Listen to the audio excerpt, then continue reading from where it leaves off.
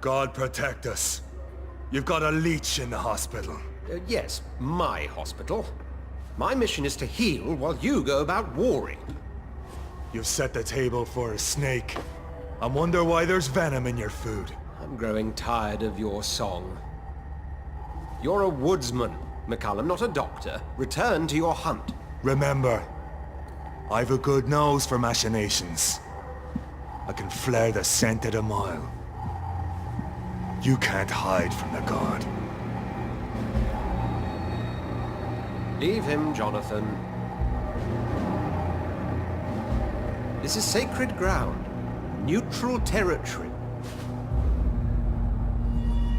And I just had the carpet cleaned.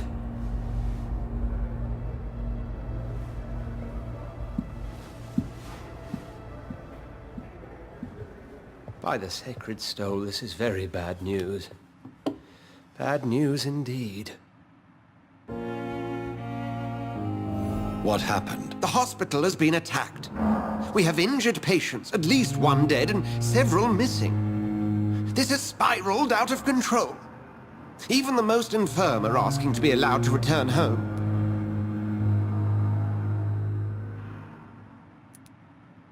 We cannot have the people lose faith in this institution.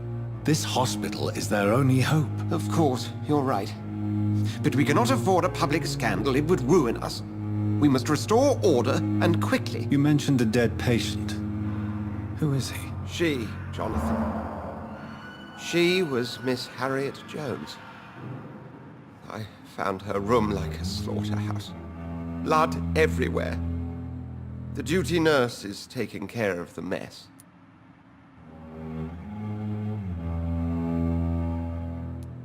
Very well. I'll help you. Jonathan, please. I can't rely on anyone else. And this concerns you as it involves vampires. Someone has taken advantage of our more liberal tendencies here. In what way? Jonathan, I may turn my head when you or her ladyship indulge, but I will not allow this place to become a nest for street feeders. Please then, tell me. Sean Hampton, the man we thought we'd saved at the docks. It seems he was infected after all. So Hampton became more beast than man. Exactly. And now Guard of Prewen suspects the hospital of vampire activity. Do you realize what that could mean for us?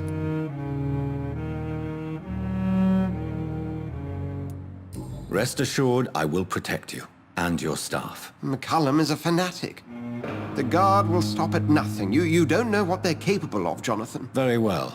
Since I brought Mr. Hampton here, I will put an end to this.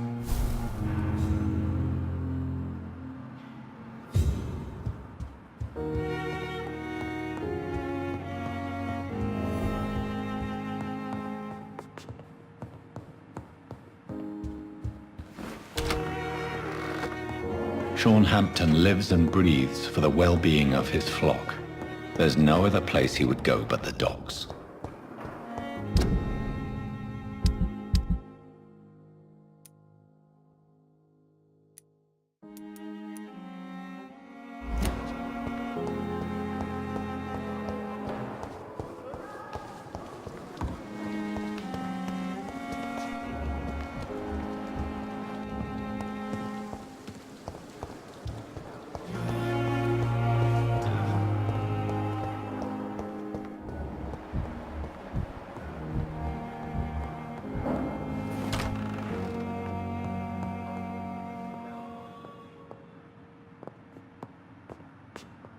This hospital seems to be falling apart.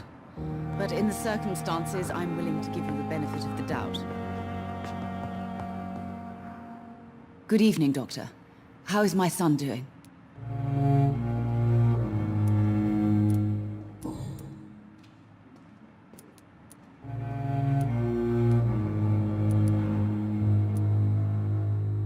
I have read your son's suicide note. It was not an impulsive gesture. Nor was it his first attempt. He threatened to kill himself a few times before. But I never thought he would dare to punish me this much. Punish you? Why? I've known for a long time he was not happy with his life. But I always hoped he cared enough to avoid making me suffer like this.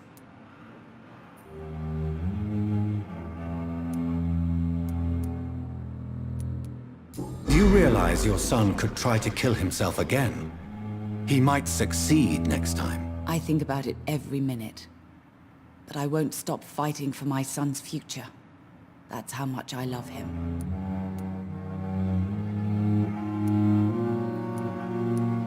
You're right. Your son's death was not fatal. And unlike many on their own, he is lucky to have you by his side. I can't give up on him. I just can't. I have conceded many times in my life, but giving up on my son is something I am incapable of.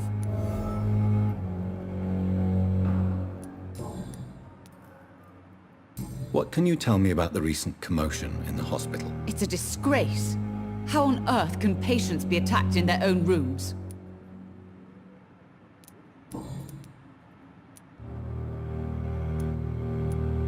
I've read your son's medical report, Beatrice. It's not the flu or anything life-threatening. What has you so worried? He was at death's door when he was brought here. I just want him to be better as soon as possible. He's not out of the woods yet, you know. He might need to stay here longer than expected. Take care of him then, Dr. Reed. People here only seem to focus on contagious patients. I worry my poor Mortimer will be neglected. Goodbye, Mrs. Goswick.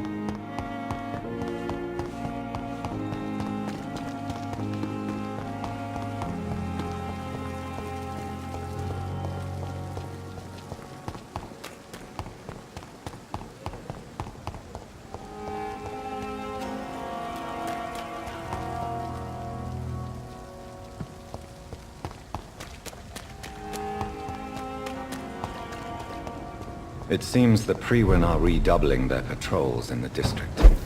I must be more careful. Fear no evil! We do the Lord's work!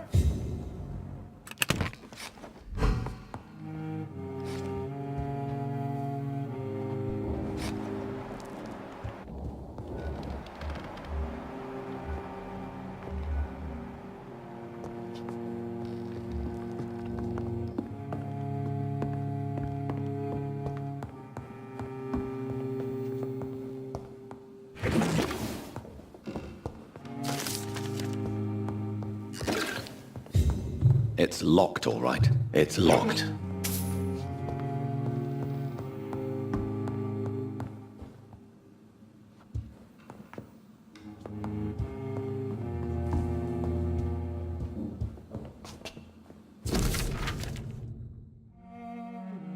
In this letter, Mortimer Goswick does nothing to hide his desire to die. I could give it to his mother, but doing so would betray his trust.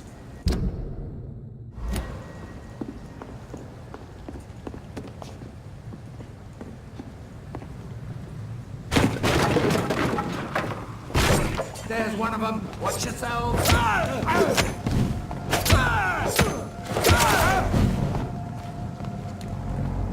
Remember your... It's one of them!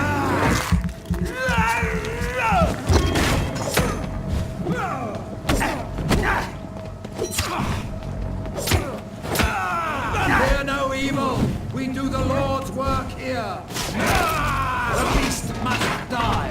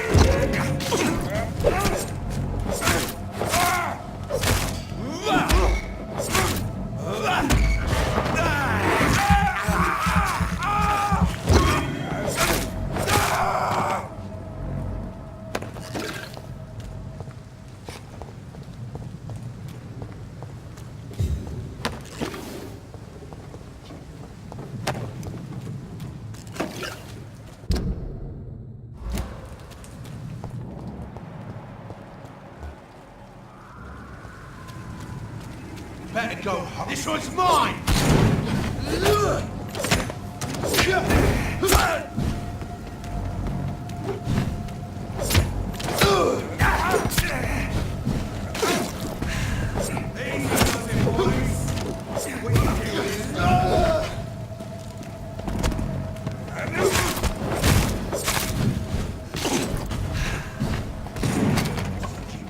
Bloody crime!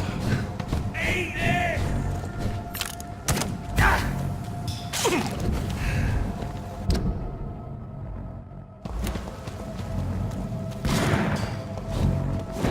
Watch yourselves! There's one of them!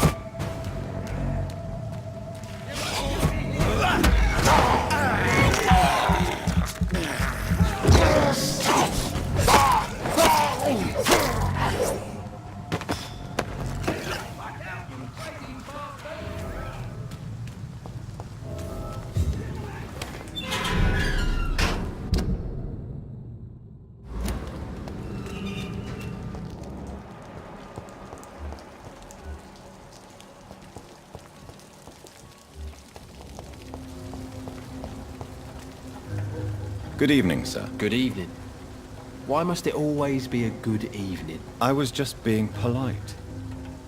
I'm Dr. Reed. I'd like to ask you some questions, if I may. Don't like questions. Or doctors. And the name is Seymour Fishburne, if you must know. Any chance you can help me find Sean Hampton? The sad saint. Why would you talk to that cunt? Actually, that's confidential. Really? Well, go ask someone else then. I'm sure Tom Watts will gladly answer you.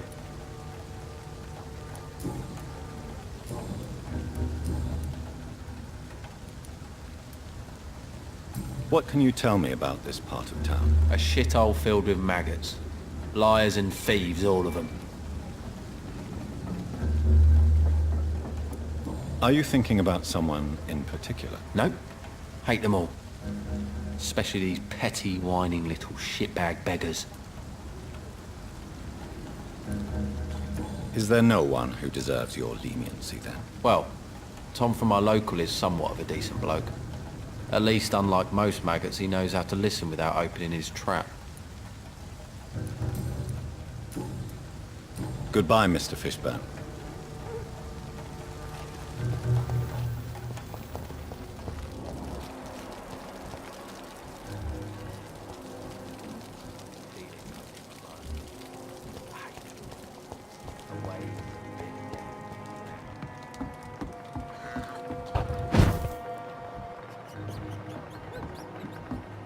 Got no idea who she's dealing with.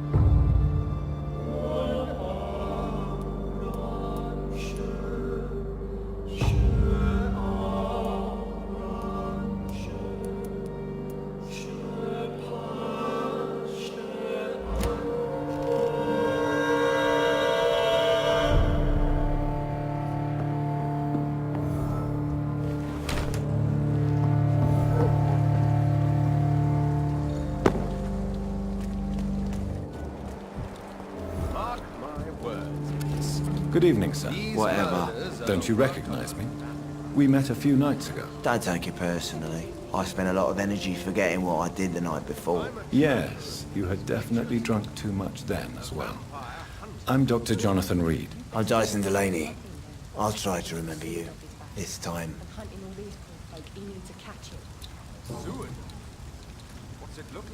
Surely you must have had dreams and expectations when you were young, like everybody else. Sure. I wanted things to change. To really change. And to change for good. The bigger the dream, the harder the fall. Sounds like you were an idealist, which is honorable. No, sir. I was an anarchist and I believed that exclusive property is a robbery in nature. I wanted a new world to rise from the ashes, Dr. Reed. Do you really think the world is that bad? No, I believe we all can choose to make it better. But most of us are too weak, too corrupt and too guilty. I failed for sure, but others will come.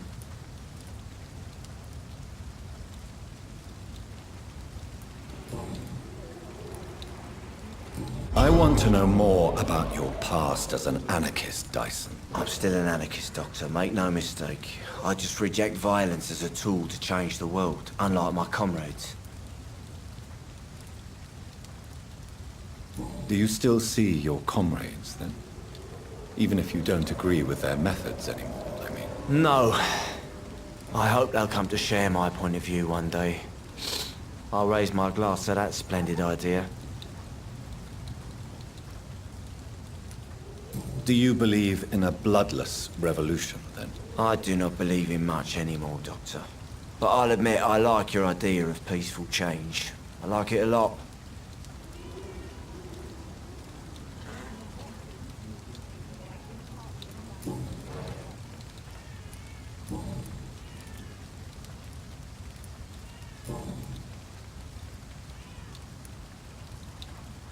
Is there anything in particular that you like about this part of town? Except for the cheap drinks, I mean. How dare you say such a thing? I love this neighborhood. So friendly, so joyful.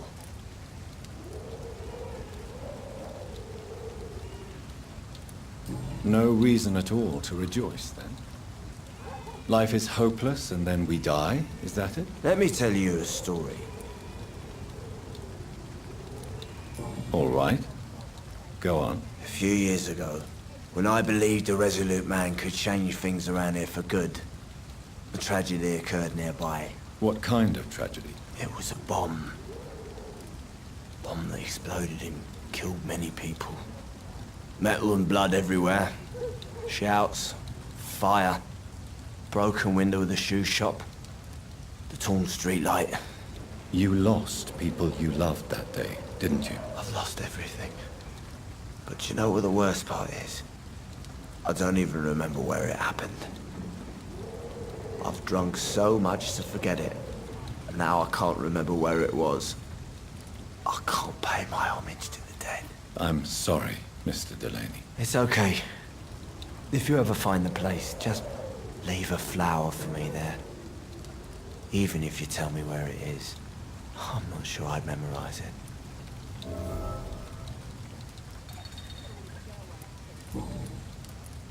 I'm looking for Mr. Sean Hampton. Do you know where I could find him? I really don't know. I heard he'd been abducted, and I don't know if he's back. Who could tell me then? About the sad saint? I'll try asking Tom what's about him. Goodbye, Mr. Delaney. Tell me pretty lies, look me in the face. Tell me that you love me, even if it's fake.